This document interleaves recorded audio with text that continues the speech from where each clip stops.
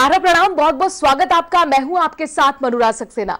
शिक्षा की रोशनी सब तक पहुंचे और इसीलिए दोबारा सत्ता में आने पर सीएम योगी आदित्यनाथ ने एक बार फिर स्कूल चलो अभियान की शुरुआत की है, ताकि कोई बच्चा शिक्षा से वंचित न रह सके। 30 अप्रैल तक चलने वाले इस अभियान के माध्यम से 2 करोड़ बच्चों को स्कूल भेजने की उम्मीद की जा रही है। सरकार की इस पहल का कितना असर होगा, इसी पर आधारित है हमारा आज का खास कार्यक्रम बड़ी बहस।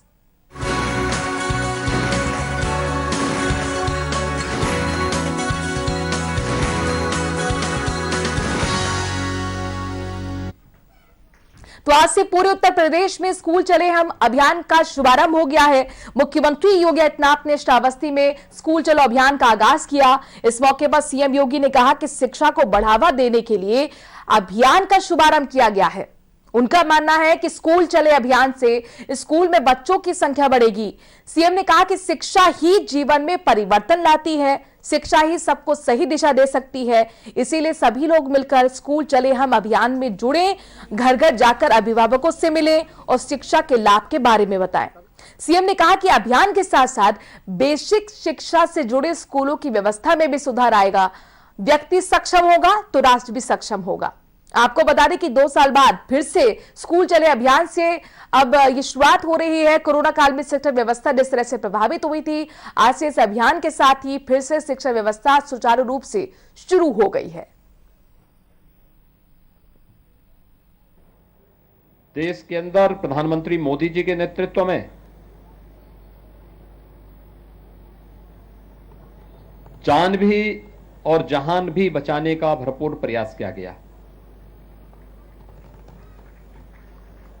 हर एक व्यक्ति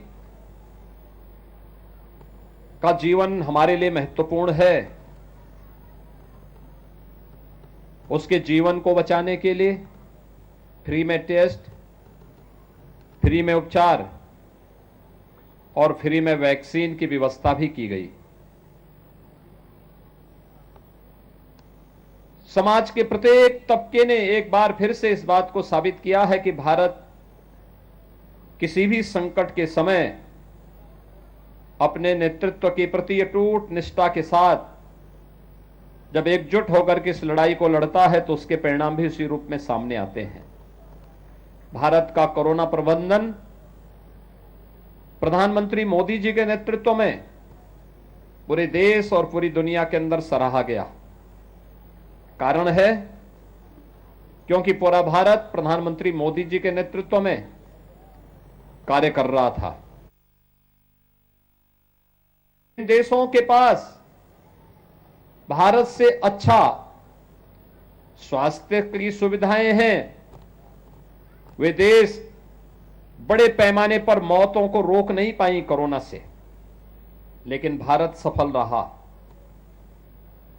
हमारी संवेदना उन सभी परिवारों के प्रति है जिन्होंने अपने परिजनों को, मित्रों को, नाते रिश्तेदारों को खोया है। लेकिन हम लोग एक महामारी का सामना कर रहे हैं और भाइयों बहनों, इस महामारी से जीवन के प्रत्येक क्षेत्र प्रभावित हुआ, लेकिन स्कूली शिक्षा सर्वाधिक प्रभावित हुई। उस सब के बावजूद जब समाज खड़ा हो जाता है, नेतृत्व के साथ मिलकर के इस लड़ाई को लड़ता है, तो उसका परिणाम भी हमारे सामने उसी रूप में देखने को मिलता है।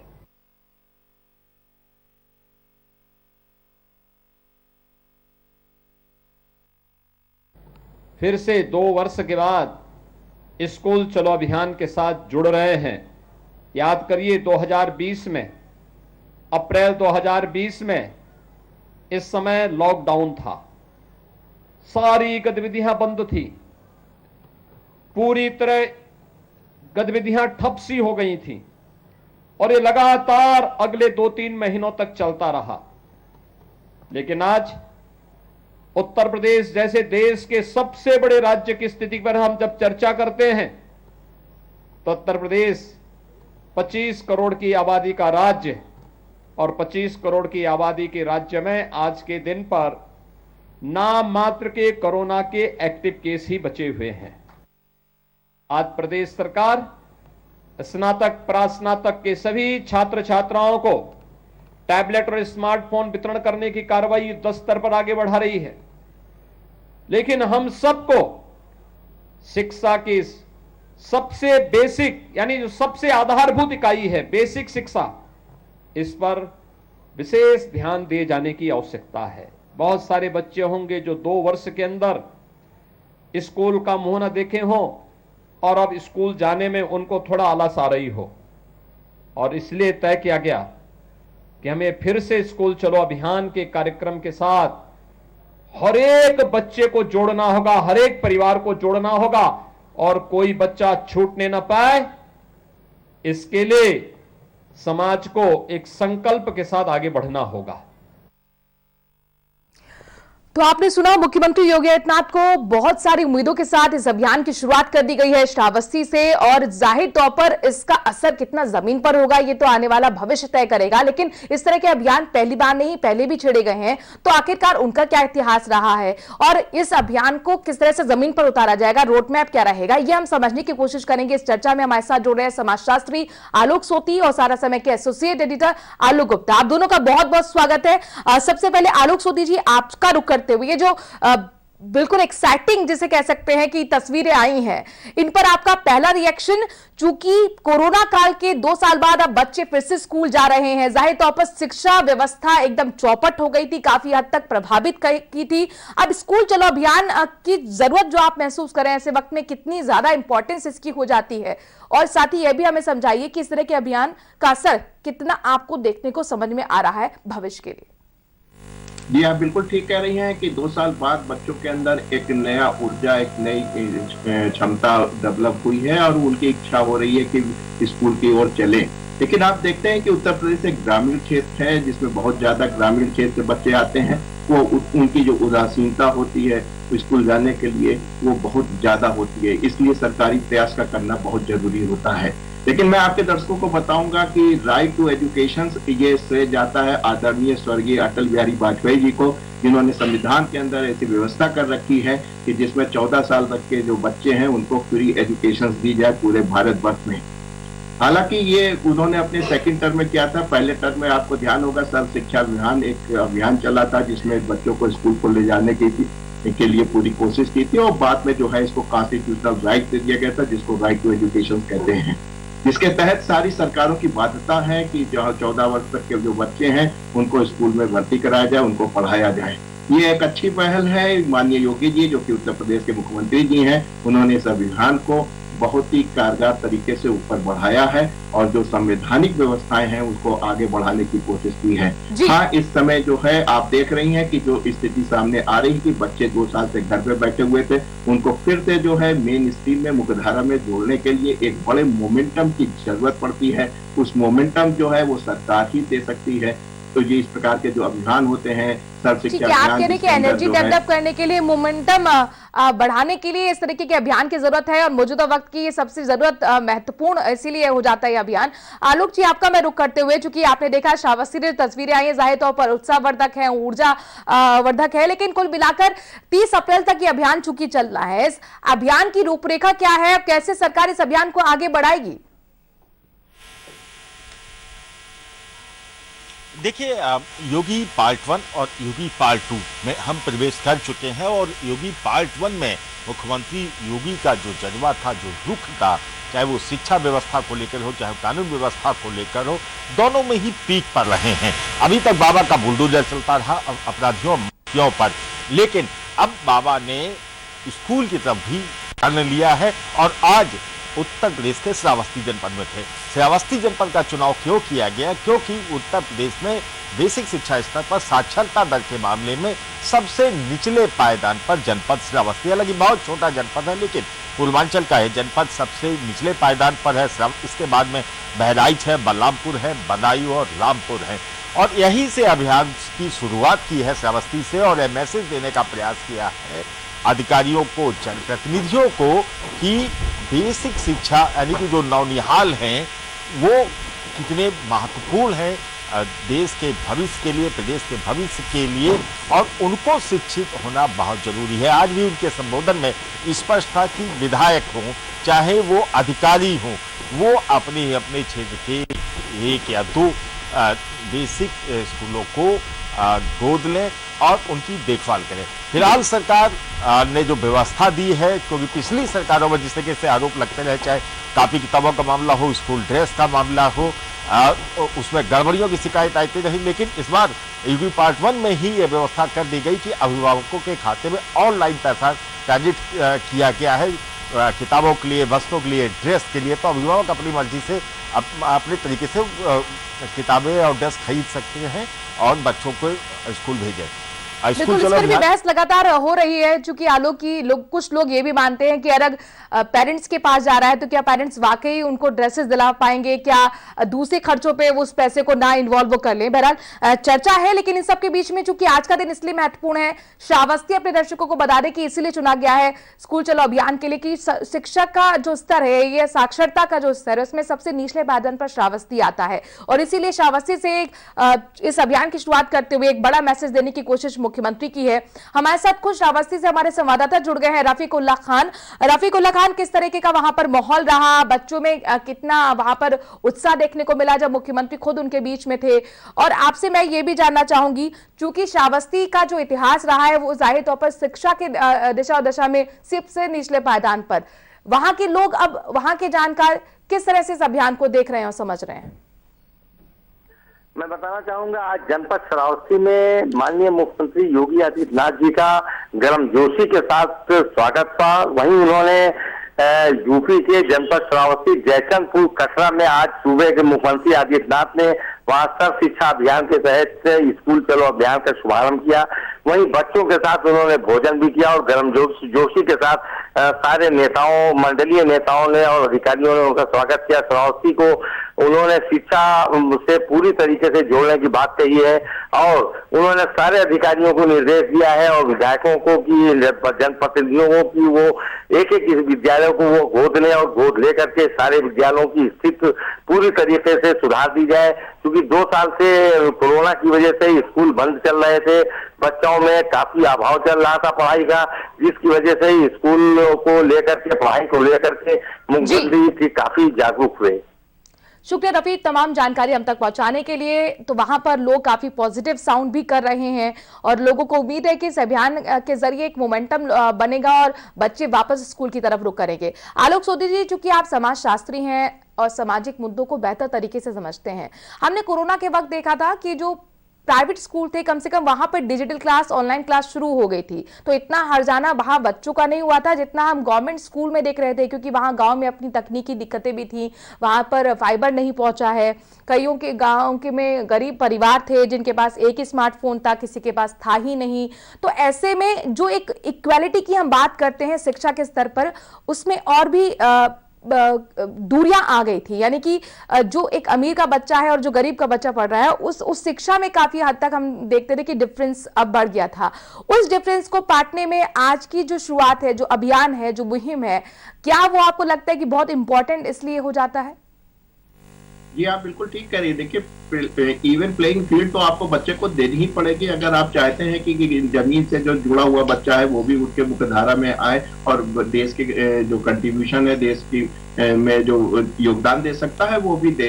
हालांकि आप देख रहे हैं कि शिक्षा के स्तर में काफी कुछ आपको चेंजेस दिखाई पड़ते हैं कि कहीं पे आपको इंटरनेशनल स्कूल दिखाई पड़ते हैं जहाँ पे हर चीज जो है मॉडर्नाइज्ड है, कंप्राइज है और उनके जो गार्जियंस है अफोर्ड कर पाते हैं। लेकिन जहाँ हमारा ग्रामीण क्षेत्र है, जहाँ गरीबी की रेखा से नीचे के लोग बैठते हैं, सरकार का दायित्व है कि उनको पढ़ा लिखा के एक मुख्य धारा में ऊपर लाया जाए, उनके पास वो रिसोर्सेस, वो चीजें नहीं होती हैं। लेकिन जिस तरीके की उत्तर प्रदेश सरकार योगी 2.0 जिस तरीके का मंशा लेके चल रही है, जिस तरीके का योगदान कर रही है, जिस तरीके के उसमें एक नई जान फूकने की कोशिश कर रही है। उसके सामने दो ऑब्जेक्टिव बिल्कुल ठीक क्लियर है कि हमें लेकिन आलोक शिक्षा और सोधी जी, स्वास्थ्य इस पे तरीके बहुत के काम अभियान करना पहले है। भी छेड़े गए हैं, लेकिन वो फोटो सेरेमनी तक ही साबित हुए हैं। अब मसलन हम आज के अभियान की बात कर लेते हैं। चूंकि इस अभियान में कहा जा रहा है कि वहां विधायकों से कहा जा रहा है, अधिकारियों से कहा जा रहा है कि आप अपने गांव में, अपने आसपास के क्षेत्र में जो प्राथमिक विद्यालय है गवर्नमेंट का, उसको गोद लीजिए ताकि वहां की व्यवस्था बेहतर हो सके। लेकिन इस तरह के अभियान से आपको याद होगा जो गांव की गोद का अभियान शुरू किया गया था प्रधानमंत्री की तरफ से, वो तो सक्सेसफुल नहीं रहा था।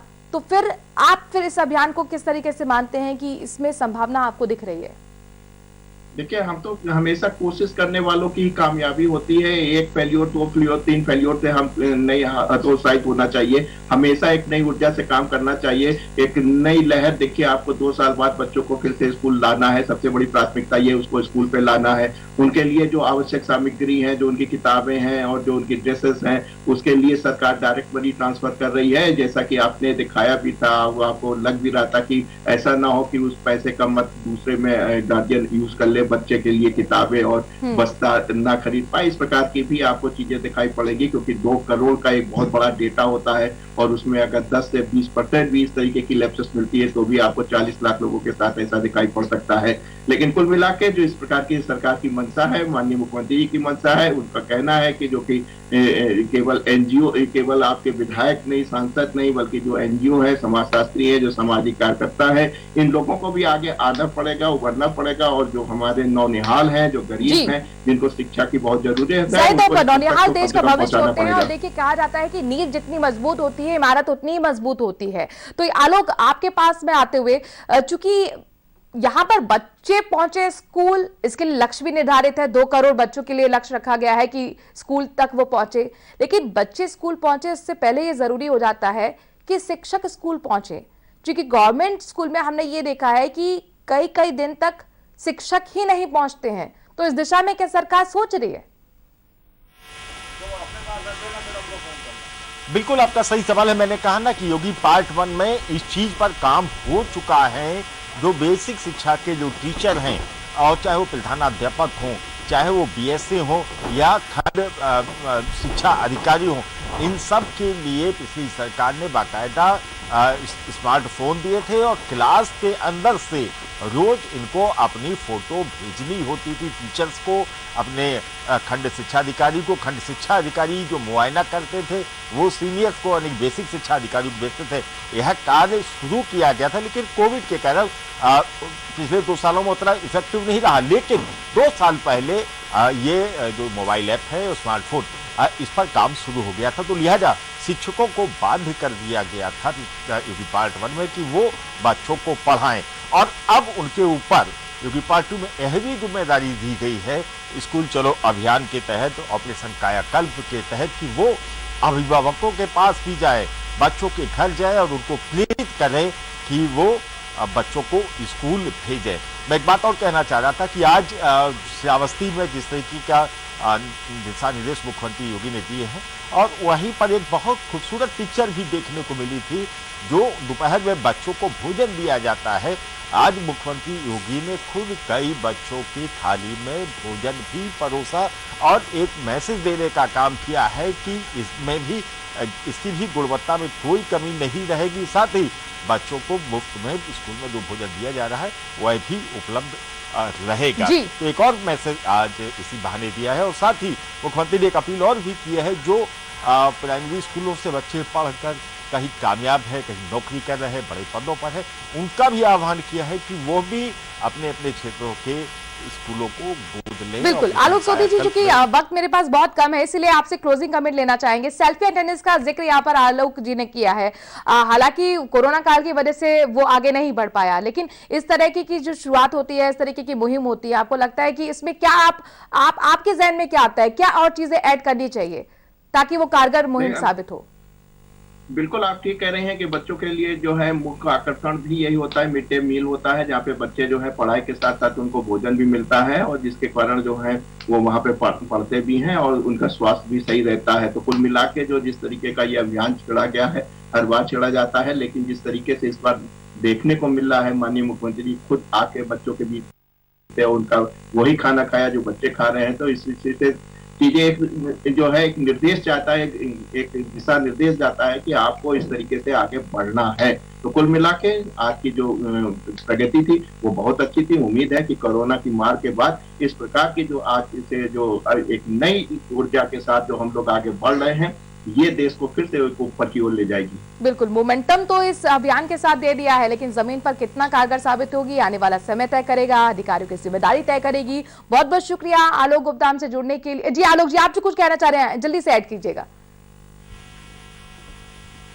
हाँ बिल्कुल, मैं ये कहना चाह रहा हूँ, आज मुख्यमंत्री योगी ने एक और निर्देश दिया है कि स्कूल कॉलेजों में जो बेसिक शिक्षा के पेयजल की कोई दिक्कत ना हो, साफ सुथरे टॉयलेट रहें, स्मार्ट क्लास भी चलाए जाने की बात कही, क्योंकि इसकी तुलना उन्होंने की जो प्राइवेट स्कूल है उन्होंने तो कोविड काल में भी बच्चों को पढ़ाया है, और इसी तरीके से अब बेसिक शिक्षा में स्मार्ट क्लास भी शुरू की जाए, इस बात के भी निर्देश दिए। यानी कुल मिलाकर पैरेलल लाने की कोशिश प्राइवेट स्कूल के बराबर। बहुत बहुत शुक्रिया आलोक गुप्ता ये जानकारी देने के लिए, और आलोक सोती जी आपका भी बहुत बहुत शुक्रिया इस चर्चा में शामिल होने के लिए।